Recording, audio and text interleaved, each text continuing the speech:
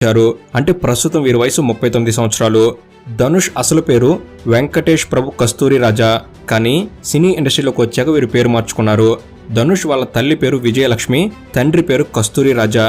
ఈయన తమిళ సినిమా నిర్మాత మరియు దర్శకుడు. ధనుష్కి సెల్వరాఘవన్ అనే అన్నయ్య, కార్తీక దేవి, విమలా గీత అనే ద్రక్కలున్నారు. అంటే వారి కుటుంబంలో అందరికంటే చిన్నవాడే ధనుష్. ధనుష్ వాళ్ళది చాలా పేద కుటుంబం.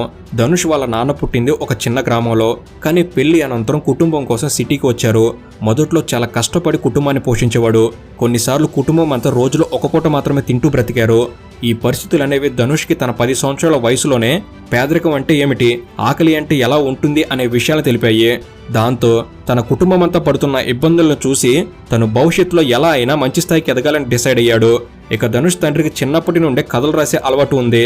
దాంతో వీరి కుటుంబం సిటీలోకి వచ్చాక ఇలా ఎన్నో బాధలు పడుతున్న టైంలో ధనుష్ తండ్రికి అసిస్టెంట్ డైరెక్టర్గా